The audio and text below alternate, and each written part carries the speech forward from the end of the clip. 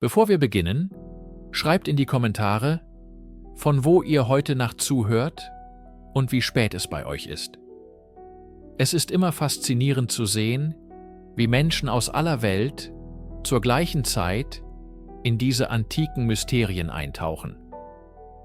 Wenn euch diese Reisen in die Vergangenheit gefallen, abonniert den Kanal. Aber nur, wenn ihr wirklich Wert darin findet. In den Fragmenten eines babylonischen Priesters namens Berossos, geschrieben, als Alexanders Reich bereits zerfiel, findet sich eine bemerkenswerte Passage. Sie spricht von einer Zeit vor der großen Flut, als die Menschheit noch wild und ohne Ordnung lebte. Aus den Wassern des Persischen Golfs, so schreibt er, stieg jeden Morgen ein Wesen von befremdlicher Gestalt, teils Fisch, teils Mensch, um die Grundlagen der Zivilisation zu lehren, nur um bei Sonnenuntergang wieder in den Tiefen zu verschwinden. Sein Name war Oannes. Guten Abend. Legen Sie sich zurück, schließen Sie die Augen und lassen Sie uns gemeinsam auf eine Reise gehen. Eine Reise nicht nur über Kontinente, sondern durch die tiefsten Schichten der Zeit selbst. Unsere Geschichte beginnt nicht mit Steinmonumenten oder goldenen Masken, sondern mit etwas viel Bescheidenerem, viel Zerbrechlicherem, gebranntem Ton. Stellen Sie sich die weiten, trockenen Ebenen des heutigen Irak vor, das Land zwischen den Flüssen Euphrat und Tigris, Mesopotamien. Hier, unter dem Staub von Jahrtausenden, liegen die Überreste der ersten Städte der Menschheit, Uruk, Eridu, Ur. Und in den Ruinen ihrer Bibliotheken und Archive fanden Archäologen im 19. Jahrhundert abertausende kleiner Tontafeln, bedeckt mit einer seltsamen keilförmigen Schrift. Jede dieser Tafeln ist ein gefrorener Augenblick, eine Stimme aus einer längst vergangenen Welt.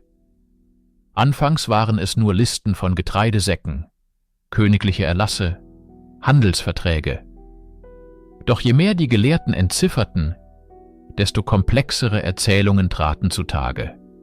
Mythen von Göttern und Helden, astronomische Beobachtungen von unglaublicher Präzision und Epen, die von einer großen Flut berichteten, lange bevor die Geschichte von Noah niedergeschrieben wurde. Und zwischen diesen Geschichten von Königen und kosmischen Schlachten tauchten immer wieder rätselhafte Fragmente auf. Sie sprachen von einer Zeit vor der Zeit, einem primitiven Zustand der Menschheit, als die Menschen wie die Tiere des Feldes lebten, ohne Gesetz, ohne Kunst, ohne Wissen.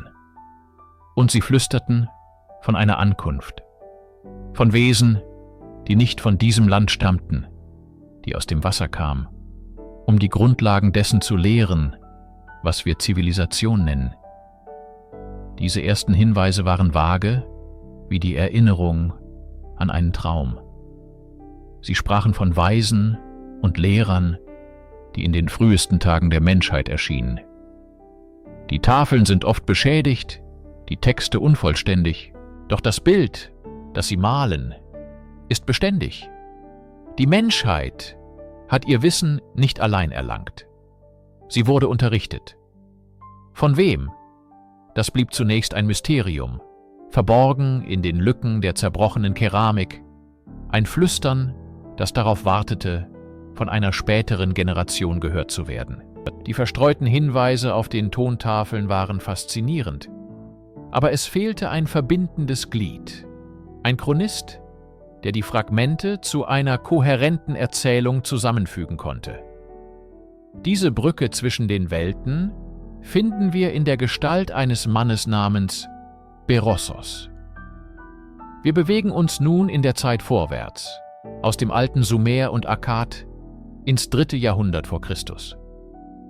Alexander der Große hatte die Welt erobert und sein Reich war unter seinen Generälen aufgeteilt worden. Babylon war nun Teil des hellenistischen Seleukidenreichs. Die alte mesopotamische Kultur mit ihrer Keilschrift und ihren Göttern begann, unter dem Einfluss der griechischen Sprache und Philosophie zu verblassen. In dieser Zeit des kulturellen Umbruchs lebte Berossos. Er war ein Priester des Gottes Bel-Marduk in Babylon, ein Mann, der mit beiden Füßen in der alten Tradition stand, aber auch die neue griechische Welt verstand. Er konnte die alten Keilschrifttexte lesen und beherrschte gleichzeitig die griechische Sprache der neuen Herrscher. Besorgt darüber, dass das immense Wissen seiner Kultur für immer verloren gehen könnte, fasste er einen ehrgeizigen Plan. Er wollte die gesamte Geschichte und Mythologie Mesopotamiens für ein griechischsprachiges Publikum aufschreiben. Sein Werk, die Babyloniaka, war ein monumentaler Versuch, Tausende von Jahren Geschichte zu bewahren. Tragischerweise ist das Originalwerk von Berossos verloren gegangen. Wir kennen es nur durch Zitate und Zusammenfassungen späterer antiker Autoren wie Alexander Polyhistor, Eusebius und Georgios Synkelos. Es ist, als würden wir ein prächtiges Mosaik nur durch die Beschreibung einiger weniger erhaltener Steine betrachten. Doch selbst in diesen Fragmenten ist die Kraft seiner Erzählung spürbar. Und genau hier, in den überlieferten Passagen des Berossos, erhält das Flüstern der Tontafeln einen Namen und eine konkrete Gestalt. Berossos berichtet detailliert von jenen urzeitlichen Lehrern, die aus dem Meer kamen. Er gibt dem ersten und wichtigsten von ihnen einen Namen, der durch die Jahrhunderte widerhallen sollte: Oannes. Berossos ist unser Hauptzeuge, unsere fast einzige schriftliche Quelle, die diese außergewöhnliche Geschichte aus erster Hand erzählt und sie aus dem Reich des reinen Mythos in den Bereich der aufgezeichneten, wenn auch fantastischen, Geschichte rückt. Durch die Fragmente des Berossos können wir nun das Wesen, das er Oannes nannte, genauer betrachten. Seine Beschreibung ist präzise und zutiefst befremdlich, eine Mischung aus Vertrautem und absolut Fremdem. Versuchen wir, uns das Bild vorzustellen, das er für seine Leser malte. Er schreibt, dass in der Urzeit, als die Menschen noch in einem Zustand der Wildheit lebten, ein Wesen aus dem Erythräischen Meer auftauchte. Das ist der antike Name für das Gewässer, das wir heute als den Persischen Golf kennen, zusammen mit dem Arabischen Meer und dem Roten Meer. Dieses Wesen, so Berossos, hatte den ganzen Körper eines Fisches. Aber unter dem Kopf des Fisches befand sich ein zweiter, menschlicher Kopf. Und aus dem Schwanz des Fisches ragten menschliche Füße hervor. Es besaß auch eine menschliche Stimme. Er nannte dieses Wesen Musarus Oannes. Das Wort Musarus bedeutet so viel wie Abscheulichkeit oder abscheuliches Wesen, was nicht unbedingt negativ gemeint sein muss, sondern eher seine Andersartigkeit, seine außerordentliche und schockierende Natur betont. Die Beschreibung ist bewusst hybrid. Sie trotzt jeder einfachen Kategorisierung. Es ist kein Meermann, keine einfache Verschmelzung. Es ist eine komplexere Komposition. Ein Fisch, der einen Menschen in sich birgt oder ihn umhüllt. Diese Gestalt, so berichtet Berossos weiter, verbrachte den ganzen Tag unter den Menschen an Land. Es lehrte sie, nahm aber keinerlei Nahrung zu sich. Sobald die Sonne unterging, zog es sich wieder in die Tiefen des Meeres zurück, denn es war amphibisch. Es verbrachte die Nächte im Wasser. Dieser tägliche Zyklus ist von tiefer symbolischer Bedeutung. Das Meer als Reich des Unbekannten, des Chaos, aber auch des Ursprungs und des Wissens. Das Land als die Welt des Menschen, die geordnet und kultiviert werden muss. Oannes wird zum Vermittler zwischen diesen beiden Sphären. Er bringt das Wissen aus der Tiefe ans Licht des Tages, um es der Menschheit zu übergeben. und kehrt dann in sein mysteriöses Reich zurück. Die Beschreibung ist so spezifisch und ungewöhnlich, dass sie Fragen aufwirft. Ist dies eine rein symbolische Darstellung oder beschreibt sie eine tief verwurzelte Erinnerung an ein Ereignis, das so fremdartig war, dass es nur in einer solchen Bildsprache ausgedrückt werden konnte? Die Geschichte von Oannes steht nicht isoliert da. Berossos berichtet, dass nach ihm weitere, ähnliche Wesen erschienen. Er war lediglich der erste und der mächtigste einer Gruppe von Lehrern, die als die Apkallu bekannt sind. Das Wort Apkallu stammt aus dem Sumerischen und bedeutet Weiser oder Gelehrter.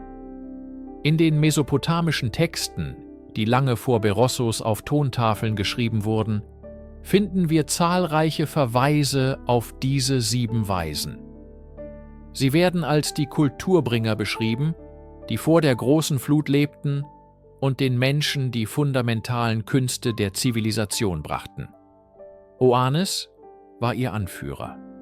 Ihre Mission war umfassend und systematisch. Berossos schreibt, dass Oannes den Menschen die Schrift lehrte, die Mathematik und die Geometrie. Er unterrichtete sie in der Astronomie, damit sie die Jahreszeiten verstehen und den Ackerbau planen konnten. Er gab ihnen die Architektur, um Städte und Tempel zu bauen, und er gab ihnen Gesetze, um eine geordnete Gesellschaft zu schaffen. In seinen Worten: Er gab ihnen alles, was zur Milderung der Sitten beiträgt, und seit dieser Zeit ist nichts mehr erfunden worden. Diese Aussage ist bemerkenswert. Sie postuliert eine vollständige Offenbarung des Wissens am Anbeginn der Zeit. Die gesamte menschliche Zivilisation, so die Überlieferung, basiert auf den Lehren dieser Apkallu. In den sumerischen Königslisten und anderen Texten werden die Apkallu oft als Berater der ersten mythischen Könige genannt. Jeder der 7 Weisen diente einem anderen vorsintflutlichen Herrscher in einer der alten Städte, wie Eridu oder Shurupak. Sie waren die Architekten der ersten Tempel, die Verfasser der ersten Gesetze, die Hüter des göttlichen Wissens. Die Verbindung zur Stadt Eridu ist besonders stark.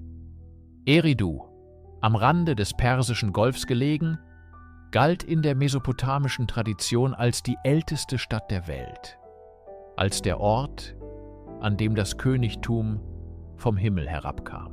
Es war die Stadt des Gottes Enki, des Gottes der Weisheit, des Handwerks und des Süßwasserabgrunds, des Apsu. Oannes und die Apkallu werden oft als die Gesandten dieses Gottes Enki betrachtet, die aus seinem wässrigen Reich kamen, um die Menschheit zu leiten. Die Geschichte ist also nicht nur die eines einzelnen wundersamen Ereignisses, sondern die eines ganzen Programms, einer gezielten zivilisatorischen Mission, die von einer Gruppe außergewöhnlicher Wesen durchgeführt wurde. Stellen Sie sich die Stille vor, die nur von den leisen Geräuschen des Schilfs, im Wind und dem fernen Rufen eines Wasservogels unterbrochen wird. An den Ufern des Persischen Golfs, wo das Süßwasser der Flüsse auf das Salzwasser des Meeres trifft, versammeln sich die Menschen. Ihre Welt ist unmittelbar geprägt von mündlichen Überlieferungen, von Erinnerungen, die so flüchtig sind wie der Morgennebel über dem Marschland.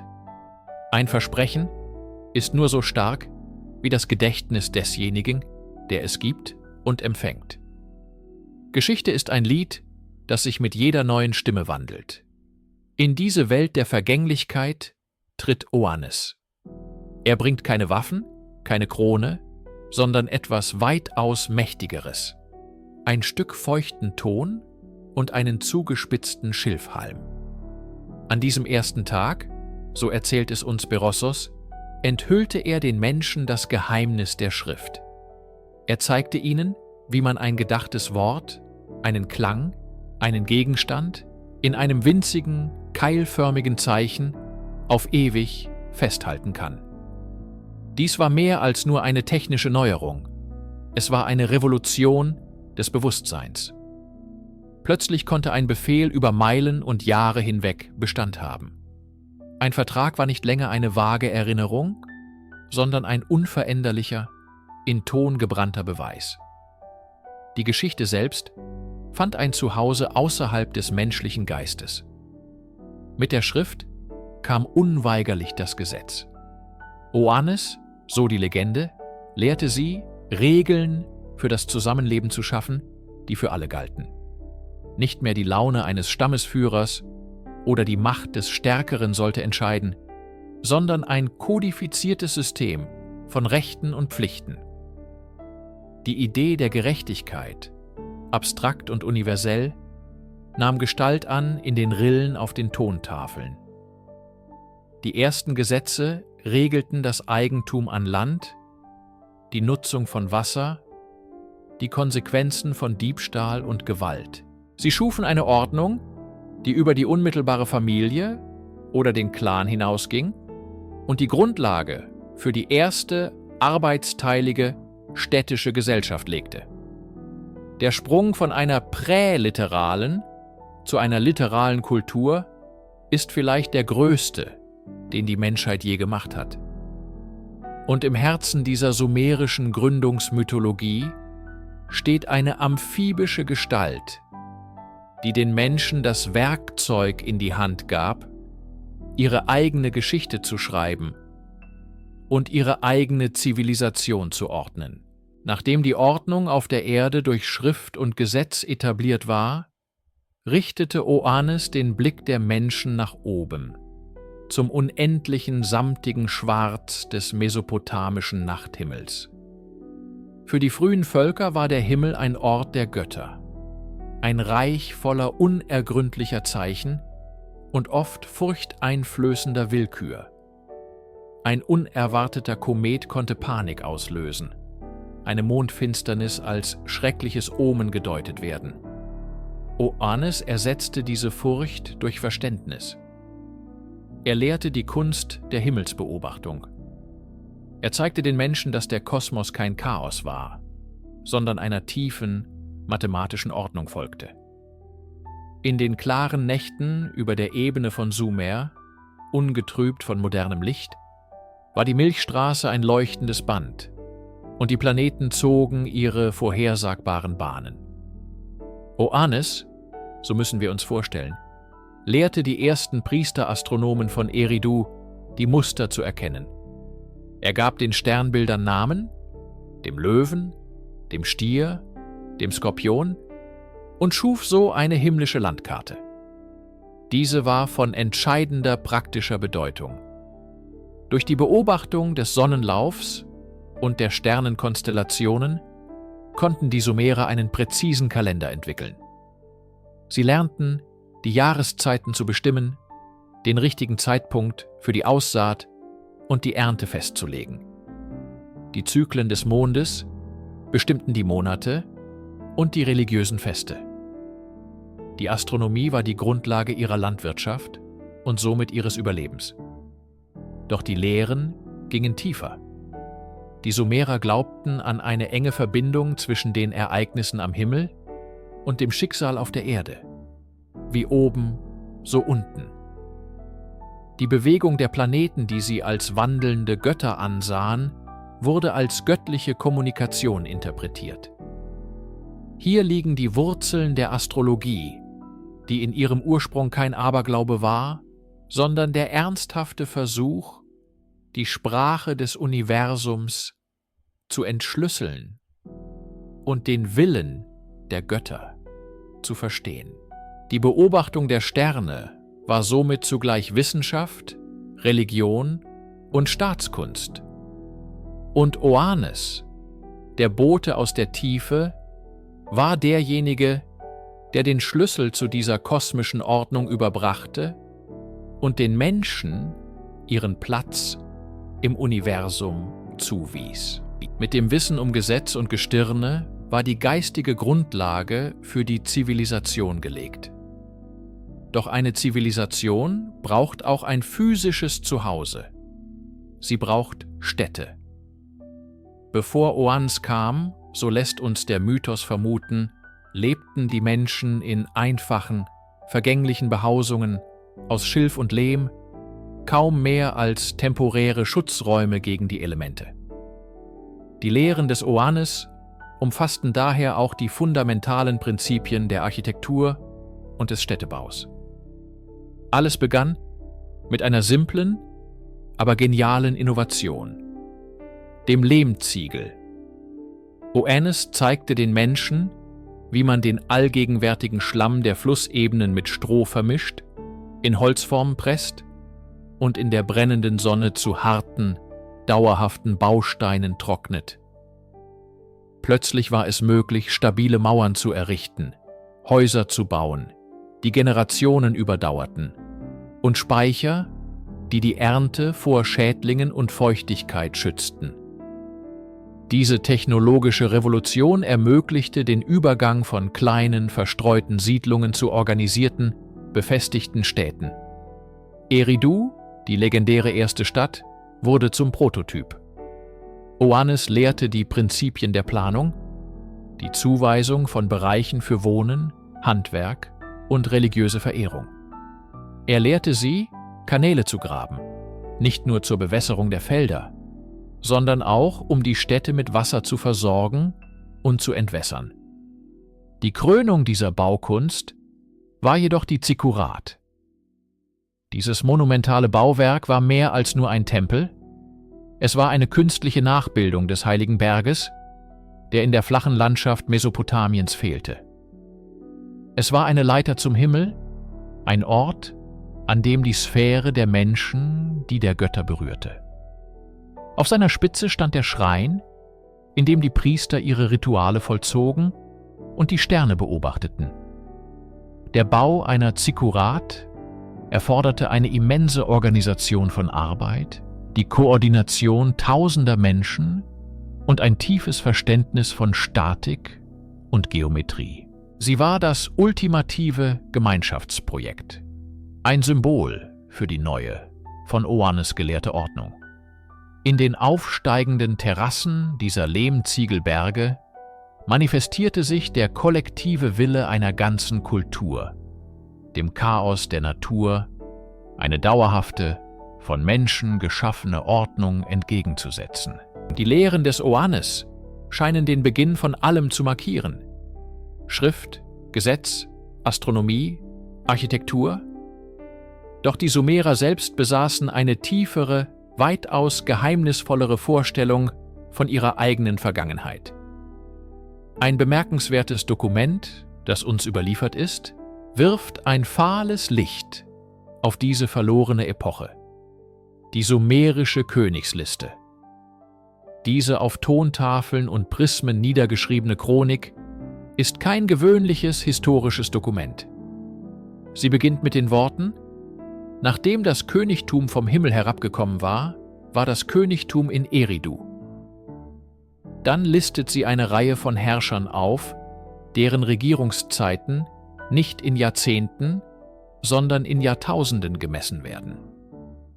Der erste König von Eridu, Alulim, soll 28.800 Jahre geherrscht haben, sein Nachfolger Alalngar sogar 36.000 Jahre. Insgesamt 8 Könige in 5 Städten regierten für eine unvorstellbare Dauer von 200 Jahren. Und dann, nach dieser schwindelerregenden Aufzählung, folgt ein Satz, der die gesamte menschliche Geschichte in ein Davor und ein Danach teilt. Dann fegte die Flut darüber hinweg. Erst nach dieser großen Katastrophe, so die Liste, kam das Königtum erneut vom Himmel herab, und die aufgeführten Könige hatten nun deutlich menschlichere, wenn auch immer noch sehr lange Regierungszeiten. Was sollen wir von einem solchen Dokument halten? Ist es reine Fantasie? Eine mythologische Erfindung, um der eigenen Herrschaft eine göttliche Legitimität zu verleihen? Oder bewahrt es, in stark übertriebener Form, die ferne Erinnerung an eine Zivilisation, die lange vor der uns bekannten sumerischen Kultur existierte? eine antediluvianische, eine vorsintflutliche Welt? In diesem Kontext erscheint die Ankunft des Oannes in einem neuen Licht. War er wirklich der Begründer der Zivilisation? Oder war er vielleicht ein Überlebender, ein Bote aus jener versunkenen Welt, der das alte Wissen an die wenigen Überlebenden der Flut weitergab? Die Legende besagt, dass Oannes aus dem Meer kam, dem Ort, der die vorherige Welt verschlungen hatte. Seine Lehren wären dann keine Neuschöpfung, sondern eine Wiederherstellung. Die sumerische Königsliste zwingt uns, unsere Zeitvorstellungen zu hinterfragen und die Möglichkeit in Betracht zu ziehen, dass die uns bekannte Geschichte nur das letzte Kapitel eines viel, viel längeren Buches ist. Gute Nacht, liebe Freunde des Verborgenen. Unsere Reise auf den Spuren des Oannes führt uns nun an einen Ort, der mehr ist als nur eine Koordinate auf einer Landkarte. Er ist ein Echo aus der Dämmerung der Zeit, ein Name, der in den ältesten Schriften der Menschheit mit heiliger Ehrfurcht genannt wird: Eridu. Die sumerische Königsliste, jene fast mythische Chronik der frühen Herrscher, beginnt mit den Worten: Als das Königtum vom Himmel herabkam, war das Königtum in Eridu. Hier, so glaubten die Sumerer, begann alles. Hier wurde der Grundstein für die Zivilisation gelegt. Wenn Oannes also aus dem Meer stieg, um die Menschheit zu unterrichten, dann war Eridu seine Bühne. Doch was sagt uns die Archäologie über diesen legendären Ort? Die Ruinen von Eridu, heute bekannt als der Tell Abu Shahrain im Süden des Irak, wirken auf den ersten Blick wie ein einsamer, vom Wind gepeitschter Hügel in einer endlosen Wüste. Doch dieser Hügel ist eine künstliche Erhebung, geformt aus den Überresten von Jahrtausenden menschlicher Besiedlung. Schicht für Schicht haben Archäologen die Geschichte dieser Stadt freigelegt, und was sie fanden, ist atemberaubend. Im Herzen des Hügels entdeckten sie die Fundamente eines Tempels, und darunter ein weiterer, älterer Tempel, und darunter ein noch älterer. Insgesamt 18 übereinander gebaute Tempel, die alle demselben Gott geweiht waren: Enki, dem Herrn der Weisheit, des Süßwasserozeans Abzu und dem Schutzpatron von Eridu. Enki, jener Gott, der in den Mythen als derjenige gilt, der die Apkallu und damit Oannes entsandte.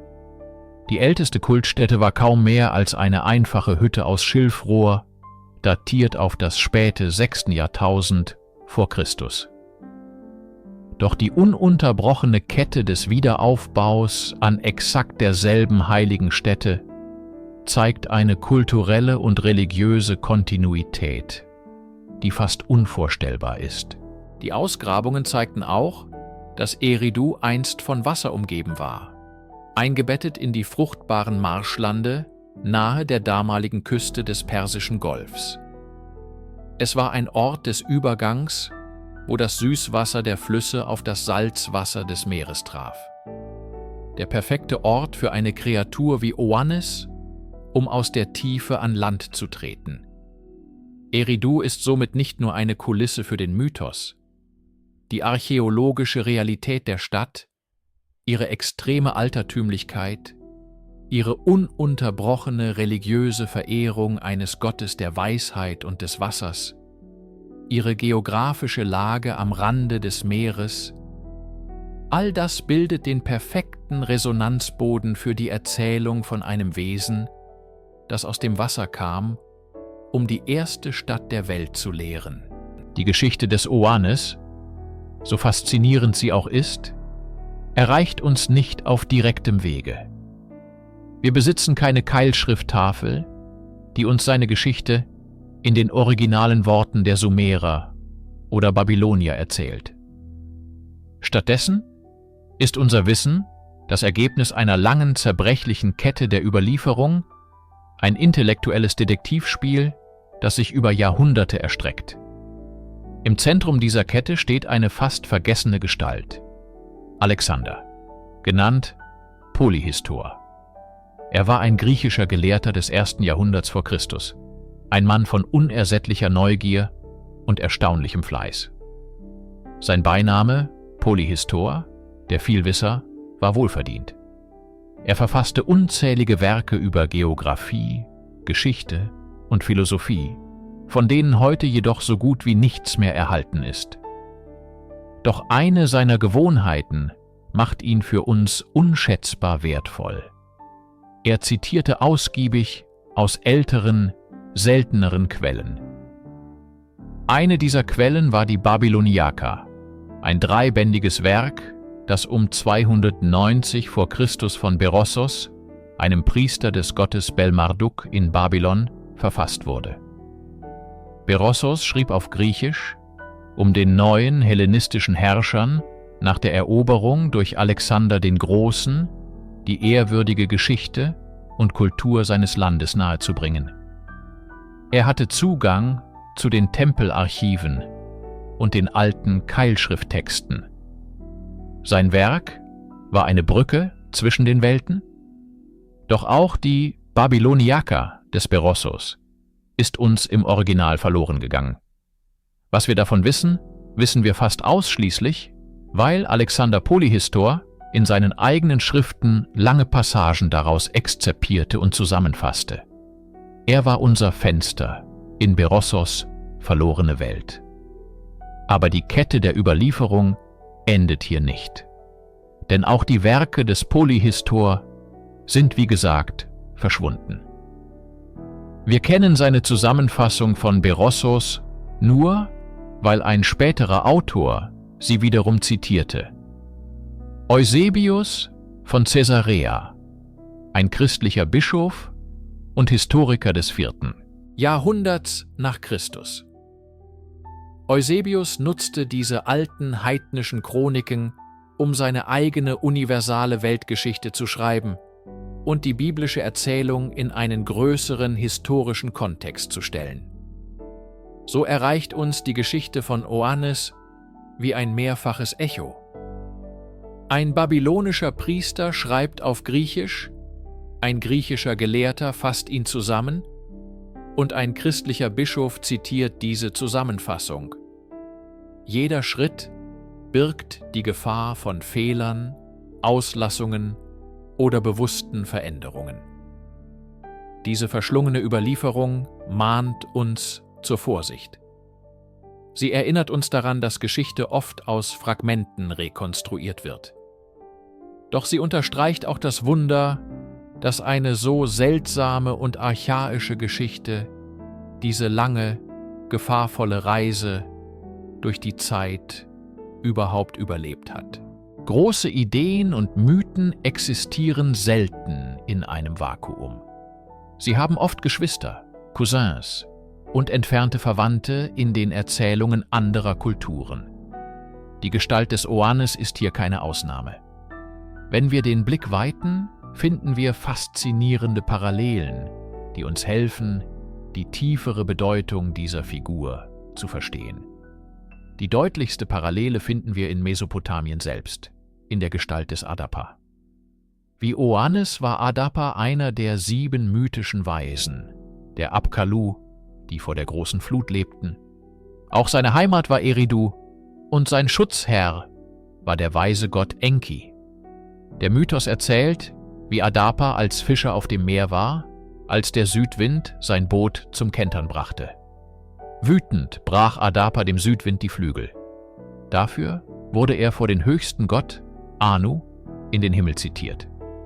Sein Gott Enki riet ihm, die Speise und das Wasser, die man ihm dort anbieten würde, nicht anzunehmen, da es Speise und Wasser des Todes seien. Doch Enki hatte ihn getäuscht. Anu, beeindruckt von Adapas Weisheit, bot ihm die Speise und das Wasser des ewigen Lebens an. Adapa, der dem Rat Enkis folgte, lehnte ab und verlor so für sich und die gesamte Menschheit die Chance auf Unsterblichkeit. Obwohl die Geschichte anders verläuft, sind die Gemeinsamkeiten mit Oannes unverkennbar. Ein Weiser aus Eridu, eine intime Verbindung zum Wasser und zum Gott Enki und eine Rolle als Vermittler zwischen der menschlichen und der göttlichen Sphäre. Adapa und Oannes scheinen zwei Facetten derselben grundlegenden Idee zu sein. Der des urzeitlichen Weisen, der das Wissen der Götter zu den Menschen bringt. Blicken wir über Mesopotamien hinaus, finden wir weitere Echos. In der hebräischen Tradition gibt es die Gestalt des Henoch, der 7. Patriarch vor der Sintflut. Von ihm heißt es in der Genesis, er wandelte mit Gott und wurde dann von Gott hinweggenommen. Spätere apokryphe Texte, wie das Buch Henoch, schmücken diese Figur reich aus. Henoch wird zu einem Auserwählten, der in den Himmel reist, die Geheimnisse des Kosmos, der Astronomie und des Schicksals erfährt und dieses Wissen in Büchern für zukünftige Generationen niederschreibt. Auch er ist ein Kulturträger, ein Überbringer göttlicher Weisheit. In der griechischen Mythologie können wir an Prometheus denken, der den Göttern das Feuer, ein Symbol für Technologie und Zivilisation, stahl und es den Menschen brachte, wofür er grausam bestraft wurde. Diese Figuren, ob Oannes, Adapa, Henoch oder Prometheus, verkörpern einen universellen Archetyp, den des Kulturbringers. Sie erzählen auf unterschiedliche Weise die gleiche grundlegende Geschichte. Dass Zivilisation kein Zufall ist, sondern ein Geschenk. Ein heiliges Wissen, das aus einer anderen, höheren Sphäre stammt und der Menschheit an der Schwelle ihrer Geschichte anvertraut wurde. Lassen Sie uns für einen Moment von den historischen Fragmenten und mythologischen Vergleichen Abstand nehmen und in die tiefere, symbolische Ebene der Oannes-Erzählung eintauchen. Was bedeutet es, wenn die Weisheit in Gestalt eines Fischmenschen aus dem Meer kommt? Die Symbolik ist ebenso tief wie das Wasser, aus dem die Gestalt aufsteigt. In der sumerischen Kosmologie war das Meer, der Abzu, nicht nur eine geografische Gegebenheit. Es war der Urozean aus Süßwasser, der unter der Erde lag. Eine unerschöpfliche Quelle der Schöpfung, der Fruchtbarkeit, aber auch des unkontrollierbaren Chaos. Der Abzu war die Domäne des Gottes Enki und damit der Ort der tiefsten Weisheit, der Magie und des verborgenen Wissens. Wenn Oannes aus diesem Abzu hervorkommt, bedeutet das symbolisch, dass die Zivilisation nicht aus dem Nichts entsteht. Sie ist keine rein menschliche Erfindung. Stattdessen wird sie aus den unbewussten, primordialen Tiefen des Seins selbst geboren. Die Weisheit existierte bereits, verborgen im Chaos, und Oannes ist der Vermittler, der sie ans Licht der menschlichen Welt bringt. Seine amphibische Natur ist dabei der Schlüssel. Er ist halb Fisch, halb Mensch. Er gehört beiden Welten an. Als Fisch ist er Teil der stillen, zeitlosen Tiefe des Abzu. Als Mensch kann er sprechen, lehren und sein Wissen in eine für uns verständliche Form bringen, in Gesetze, Kunst und Wissenschaft. Er ist die Brücke zwischen dem Unaussprechlichen und dem Ausgesprochenen, zwischen dem rohen Potenzial und der geordneten Wirklichkeit. Er übersetzt die Sprache des Kosmos in die Grammatik der menschlichen Kultur. Die Tatsache, dass er sich jeden Abend ins Meer zurückzieht, ist ebenfalls von großer symbolischer Bedeutung. Das Wissen wird der Menschheit nicht einfach übereignet, es wird nur geliehen. Sein Ursprung bleibt heilig, mysteriös und unzugänglich. Die Menschen können das Wissen bei Tage anwenden, aber die Quelle selbst bleibt in der Tiefe verborgen. Dies ist eine Metapher für den Prozess der Inspiration und der Offenbarung. Wahre Einsicht kommt oft aus den Tiefen unseres eigenen Unbewussten, aus einem Ort, den wir nicht vollständig kontrollieren oder verstehen können. Sie taucht auf, erleuchtet unseren Tag und zieht sich dann wieder in ihr stilles Reich zurück. Der Fischmensch Oannes ist somit mehr als nur eine kuriose Sagengestalt. Er ist ein tiefgründiges Symbol für den Ursprung des Bewusstseins und der Kultur. Er verkörpert die ewige Wahrheit, dass die größte Ordnung aus dem tiefsten Chaos geboren wird und die hellste Weisheit aus der dunkelsten Tiefe stammt. Guten Abend. In unserer stillen Betrachtung des Oannes-Mythos wenden wir uns nun einer faszinierenden und zutiefst rationalen Interpretationsmethode zu, dem Euhemerismus. Benannt nach dem griechischen Mythographen Euhemeros von Messene, der um 300 vor Christus lebte, postuliert diese Denkrichtung, dass die Götter und mythischen Helden einst reale menschliche Könige, Krieger oder Weise waren. Ihre außergewöhnlichen Taten wurden im Laufe der Generationen überhöht, ausgeschmückt und schließlich ins Göttliche transformiert. Könnte dies der Schlüssel zum Verständnis von Oannes und den Apkallu sein? Stellen wir uns für einen Moment vor, wir lösen uns von der Vorstellung eines buchstäblichen Fisch-Mensch-Hybriden. Was bleibt, ist der Kern der Erzählung. Die Ankunft von Fremden aus dem Meer, die den frühen Bewohnern Mesopotamiens das Wissen der Zivilisation überbrachten. In diesem Licht erscheint Oannes nicht als übernatürliches Wesen, sondern vielleicht als ein menschlicher Lehrer, ein Priester oder ein Anführer aus einer fortschrittlicheren Kultur. Einige Historiker haben spekuliert, dass diese Kultur mit der von Dilmun, dem heutigen Bahrain, identisch sein könnte, einem wichtigen Handelszentrum im Persischen Golf, das für seine fortgeschrittene Gesellschaft bekannt war. Die Ankunft solcher weiser Männer, vielleicht Händler oder Emissäre, deren Schiffe am Horizont erschienen, wäre für die sesshaft werdenden Gemeinschaften am Euphrat ein epochales Ereignis gewesen.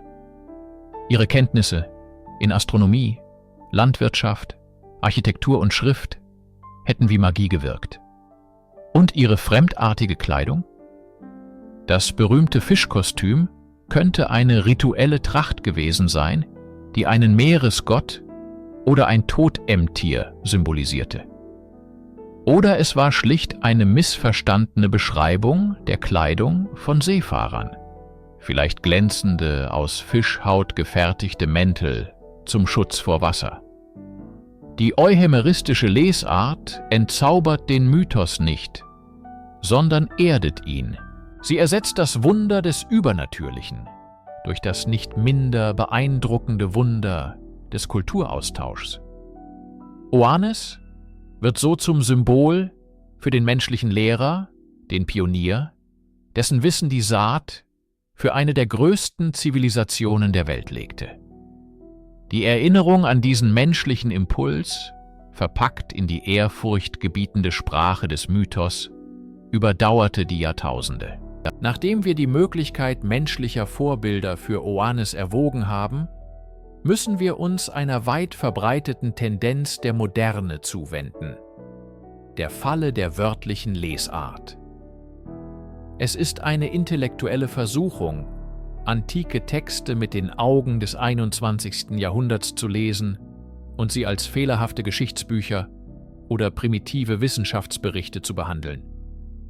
Doch dieser Ansatz verkennt das Wesen des Mythos fundamental. Mythen sind keine Protokolle von Ereignissen. Sie sind symbolische Landkarten der menschlichen Seele und der kosmischen Ordnung. Sie sprechen in einer Sprache der Metaphern, Allegorien und Archetypen, die tiefere Wahrheiten über die menschliche Existenz, die Gesellschaft und das Universum vermitteln sollen. Wenn die Sumerer von einem Wesen erzählen, das halb Mensch, halb Fisch ist und aus dem Urmeer, dem Abzu, aufsteigt, um Weisheit zu bringen, dann ist dies eine unglaublich dichte und poetische Aussage. Das Meer symbolisiert hier das Unbewusste, das Chaos, den Ursprung allen Lebens. Die Weisheit, die aus dieser Tiefe emporsteigt, bringt Ordnung, Struktur und Bewusstsein, die Grundpfeiler der Zivilisation. Die Gestalt des Oannes ist die Verkörperung dieses Prozesses.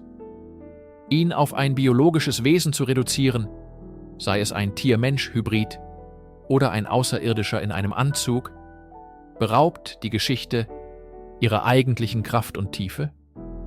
Es ist eine Verflachung, die mehr über unsere eigene, von Science-Fiction geprägte Vorstellungswelt aussagt, als über die der alten Mesopotamier.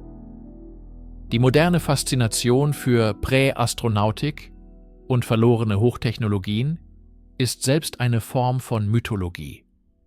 Sie projiziert unsere eigenen Ängste und Hoffnungen, die Sehnsucht nach einem externen Retter, die Furcht vor der eigenen Vergänglichkeit, zurück in die Vergangenheit. Indem wir die alten Texte wörtlich nehmen, erschaffen wir einen neuen, modernen Mythos, der die ursprüngliche Bedeutung überlagert und verdeckt.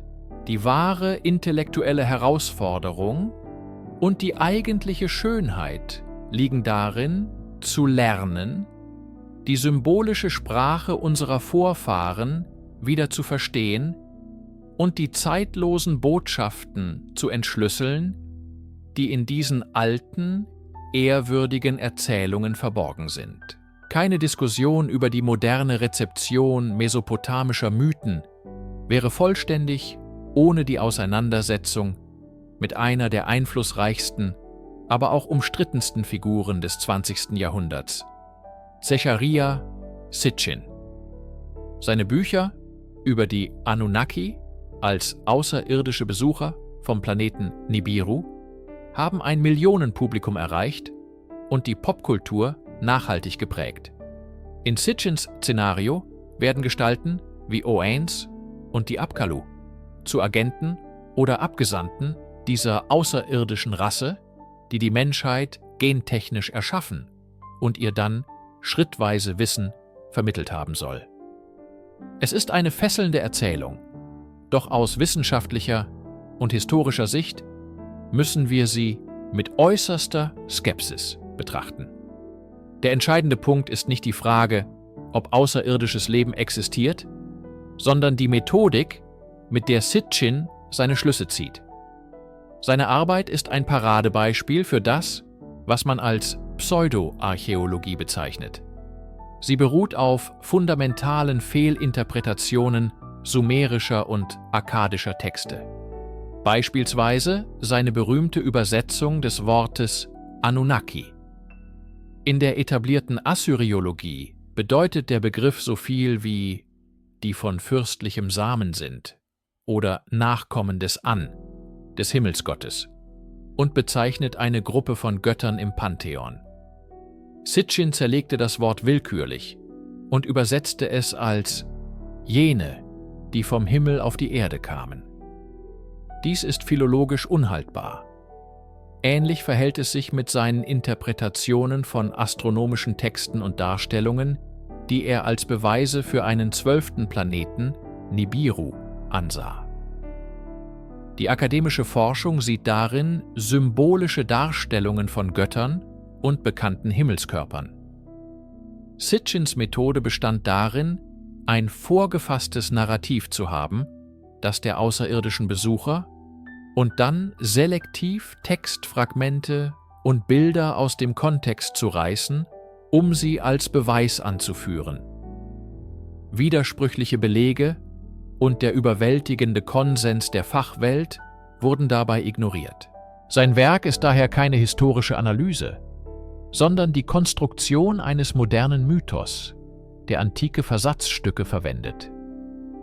Es ist wichtig, dies ruhig und sachlich festzustellen, nicht um Anhänger zu verurteilen, sondern um die Integrität der historischen Methode zu wahren und den alten Kulturen den Respekt zu zollen, ihre eigenen Geschichten in ihrem eigenen Kontext erzählen zu dürfen. Die sumerische Kultur, die den Mythos von Oannes hervorbrachte, ging unter, doch ihre Ideen lebten fort. Wie ein mächtiger Strom, der in einen größeren Fluss mündet, floss das sumerische Erbe in die nachfolgenden Reiche der Akkader und Babylonier.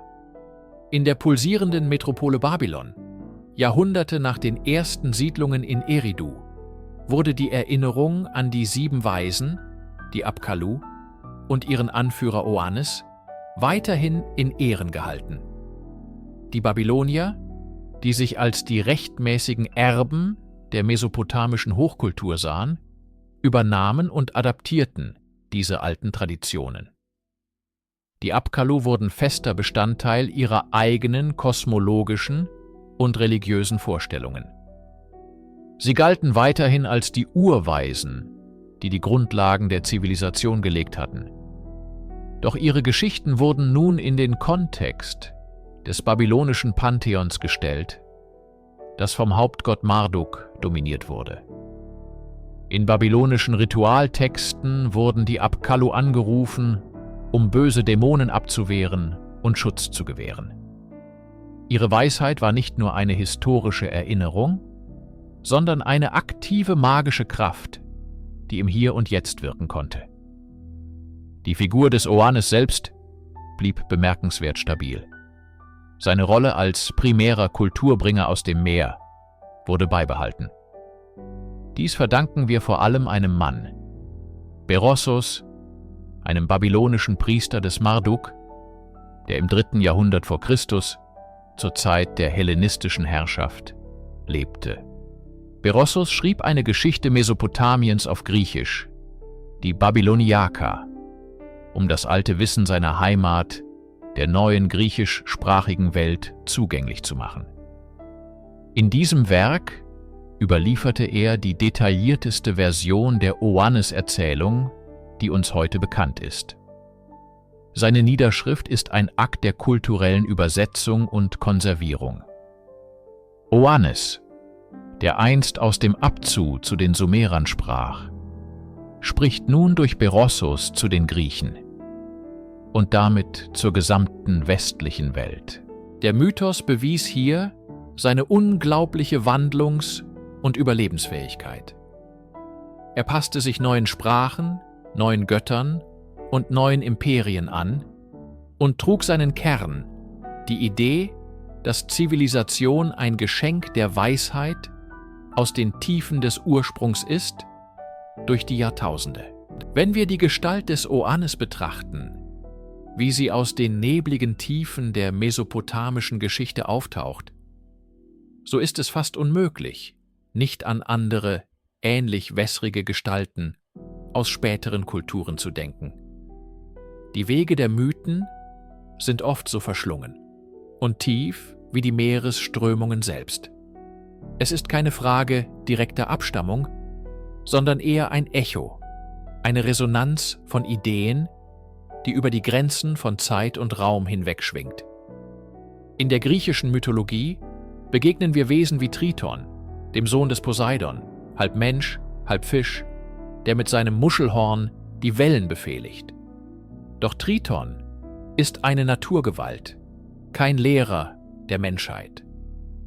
Die Parallele ist oberflächlich, eine gemeinsame Faszination für das Hybride, das zwischen den Welten existiert. Eine tiefere Verwandtschaft könnte man vielleicht zu Prometheus ziehen.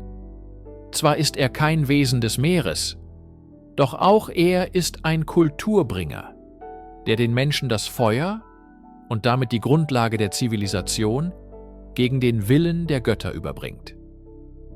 Beide, Oannes und Prometheus, sind Vermittlerfiguren, die eine Kluft zwischen dem Göttlichen oder Ursprünglichen und dem Menschlichen überbrücken.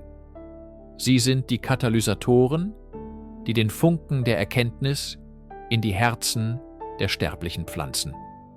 Und dann sind da die biblischen Erzählungen. Die Geschichte von Jona, der von einem großen Fisch verschlungen und nach 3 Tagen wieder an Land gespien wird, ist eine tief symbolische Erzählung über Tod, Wiedergeburt und die Annahme einer göttlichen Mission. Der Aufenthalt im Bauch des Fisches ist eine Initiation in den Tiefen, aus der Jona verwandelt hervorgeht. Während Oannes Wissen von außen bringt, findet Jona seine Bestimmung im Inneren des Meerestieres. Es ist eine Umkehrung des Motivs, aber die Elemente, das Meer, der Fisch, die transformierende Erkenntnis, bleiben bestehen. Diese Verbindungen sind keine Beweise für eine direkte Übernahme, sondern Zeugnisse eines gemeinsamen menschlichen Reservoirs an Symbolen. Das Meer war für alle antiken Kulturen eine Quelle des Lebens und des Schreckens, ein Ort des Unbekannten, dass aus dieser Tiefe eine Gestalt hervortritt, die Ordnung und Wissen bringt, ist ein machtvoller und universeller Archetyp für den Ursprung der Zivilisation.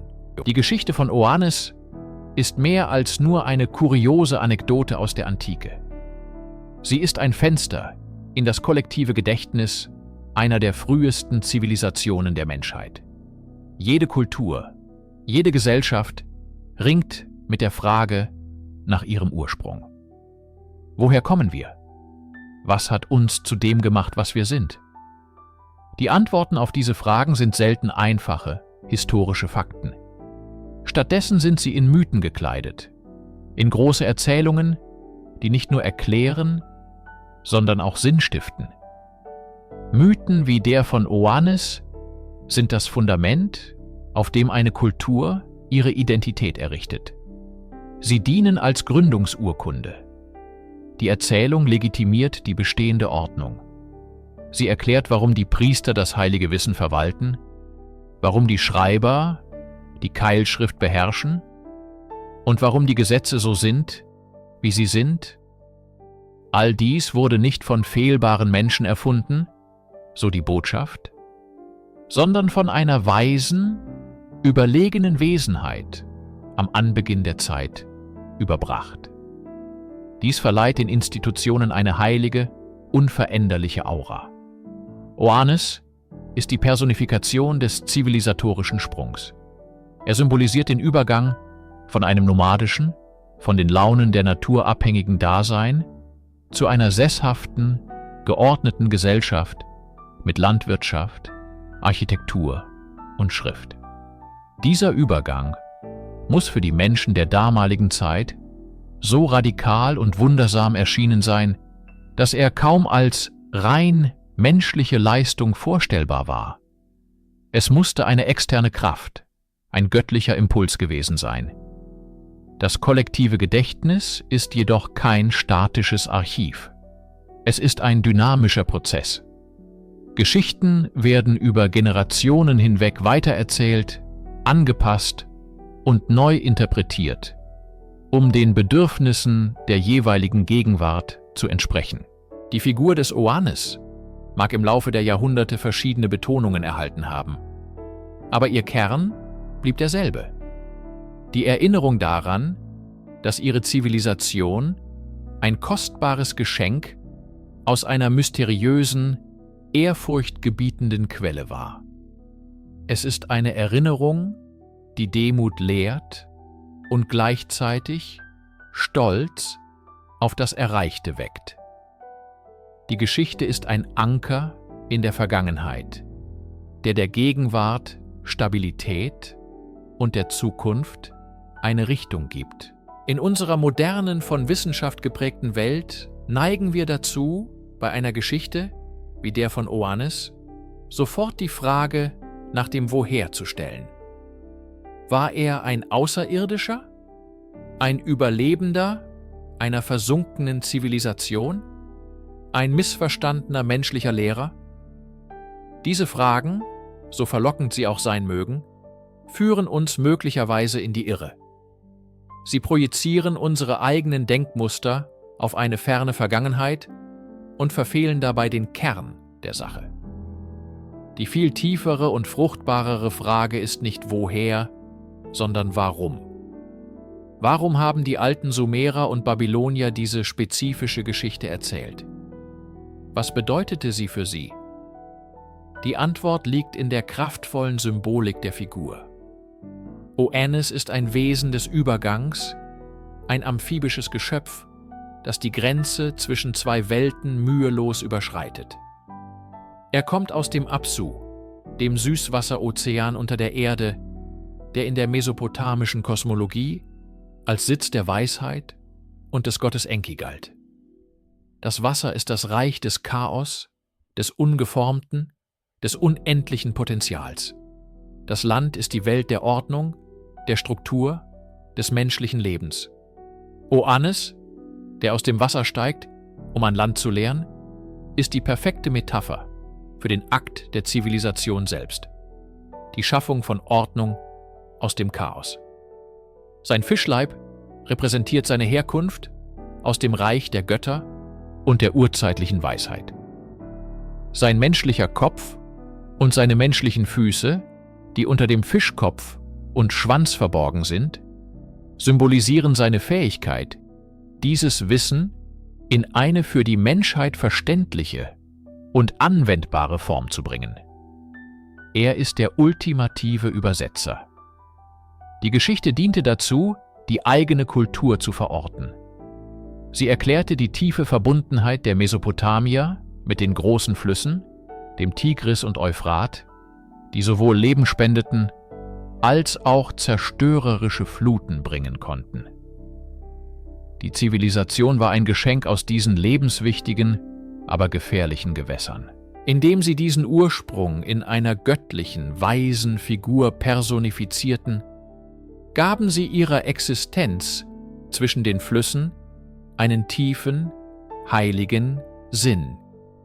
Die Geschichte war also kein Tatsachenbericht, sondern eine philosophische und theologische Wahrheit, die das Selbstverständnis einer ganzen Kultur formte. So stehen wir am Ende unserer Reise, am Ufer eines Meeres, das nicht aus Wasser, sondern aus Zeit besteht. Wir haben versucht, den Spuren des Oannes zu folgen, von den fragmentarischen Berichten Berossos bis zu den symbolischen Echos in anderen Kulturen.